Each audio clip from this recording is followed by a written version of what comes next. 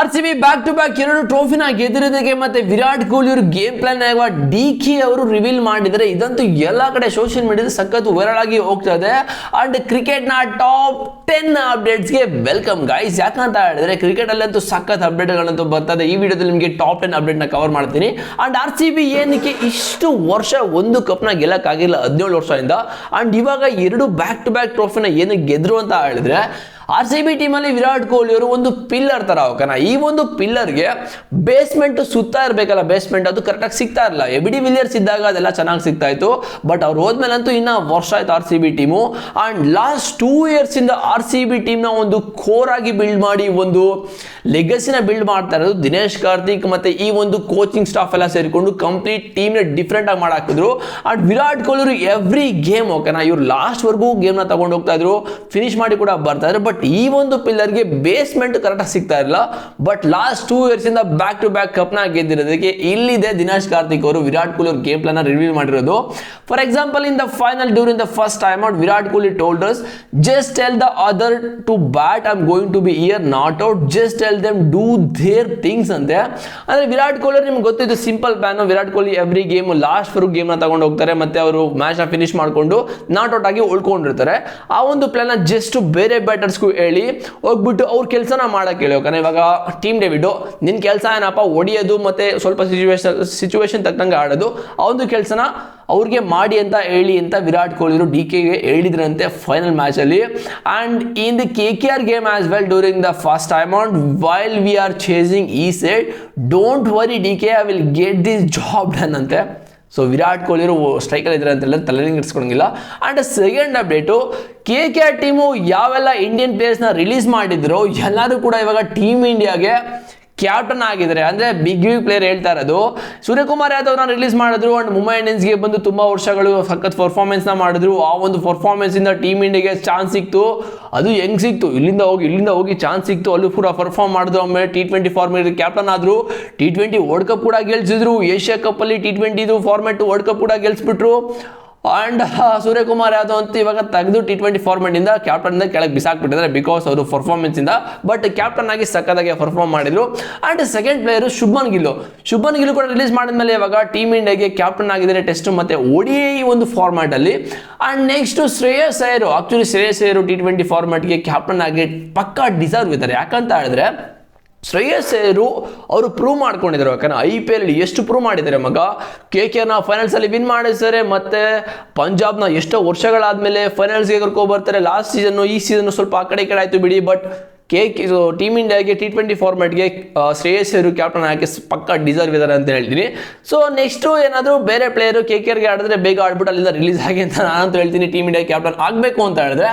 ಮತ್ತೆ ಮೂರನೇ update, DSB ಅಂದ್ರೆ ನೆನಪಾಗೋದು ನಮ್ಮ ಮಿಯಾಬಾಯಿ ಸಿರಾಜ್ ಅವರು, ಮಾಮಾ ಸಿರಾಜ್ ಅವರು. ಬಟ್ ಇವಾಗ ರಾಜಸ್ಥಾನ್ಗೆ DSB ಆಗಿ ರವಿ ಬಿಷ್ಣೋಯಿ ಸೆಲೆಕ್ಟ್ ಆಗಿದ್ದಾರೆ. ಅಂಡ್ ಅಕ್ಷದೀಪ್ ಸಿಂಗ್ ಕೂಡ ಬಿಹಾರ್ಗೆ DSB ಆಗಿದ್ದಾರೆ. ಅಂಡ್ ಮುಖೇಶ್ ಕುಮಾರ್ ಕೂಡ ಬಿಹಾರ್ಗೆ DSB ಆಗಿದ್ದಾರೆ.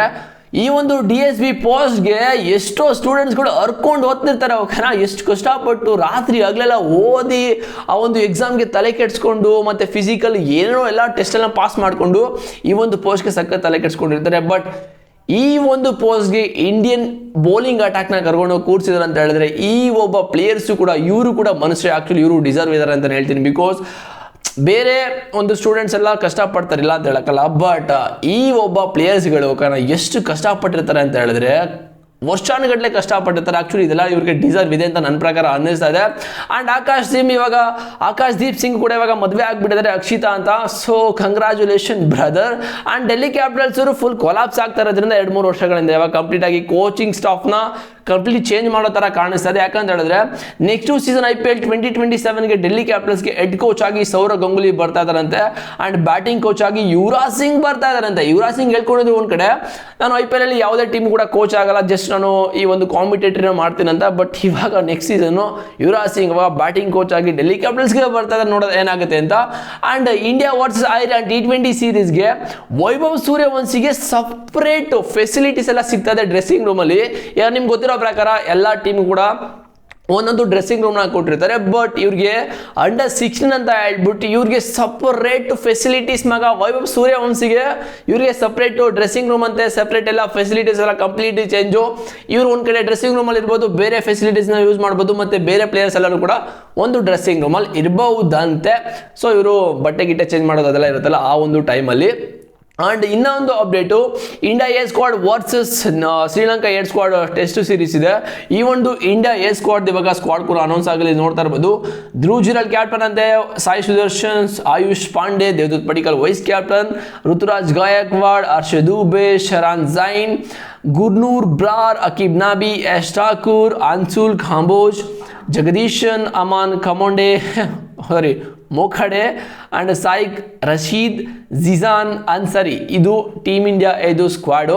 ಅಂಡ್ ವೈಭವ್ ಸೂರ್ಯವಂಶಿ ಅವ್ರದ್ದು ಆರ ಯಾವ ಲೆವೆಲ್ಗಿದೆ ಅಂತ ಹೇಳಿದ್ರೆ, ಇದನ್ನ ಮ್ಯಾಚ್ ಮಾಡೋದಕ್ಕೆ ಯಾರು ನೆಕ್ಸ್ಟ್ ಪ್ಲೇಯರ್ ಬರಬೇಕು ಅಂತ ಯೋಚನೆ ಮಾಡ್ತಾರೆ. ಯಾಕಂತ ಹೇಳಿದ್ರೆ ಅಟ್ ದ ಏಜ್ ಆಫ್ 15 ಇಯರ್ಸ್ಗೆ ಯಾವ ಲೆವೆಲ್ಗೆ ಆರ ಸೃಷ್ಟಿ ಮಾಡಿದ್ರು ಅಂತ ಹೇಳಿದ್ರೆ, ಇಂಡಿಯಾ ವರ್ಸಸ್ ಐರ್ಲೆಂಡ್ ಸೀರೀಸ್ ಇದೆ T20 ಫಾರ್ಮ್ಯಾಟ್ದು. ಸೊ ಈ ಒಂದು ಫಾರ್ಮ್ಯಾಟ್ಗೆ ಐರ್ಲೆಂಡು ಯಾವ ಸ್ಟೇಡಿಯಮಲ್ಲಿ ನಡೀತದೆ, ಈ ಒಂದು ಸ್ಟೇಡಿಯಮ್ದು ಟಿಕೆಟ್ಸ್ ಎಲ್ಲನೂ ಕೂಡ ಫುಲ್ ಸೋಲ್ಡ್ ಔಟ್ ಆಗಿಬಿಟ್ಟಿದೆ ಫುಲ್ಲು. ಓಕೆನಾ, ಯಾವ ಥರ ವಿರಾಟ್ ಕೊಹ್ಲಿ ಡೊಮೆಸ್ಟಿಕ್ ಆಡಬೇಕಾದ್ರೆ ಎಲ್ಲ ಇಂಡಿಯನ್ ಫ್ಯಾನ್ಸು ಕೂಡ ಬಂದು ಟಿಕೆಟ್ ಇಲ್ಲದೆ ಇರಲಿ ಎಲ್ಲನೂ ಕೂಡ ಸೋಲ್ಡ್ ಔಟ್ ಆಗೋದು. ಅದೇ ಥರ ಇವಾಗ ವೈಭವ್ ಸೂರ್ಯವಂಶಿ ಆರ ಅಂತೂ ನೆಕ್ಸ್ಟ್ ಲೆವೆಲ್ ಥರ ಹೋಗ್ತದೆ ಬೇರೆ ಕಂಟ್ರಿಲಿ.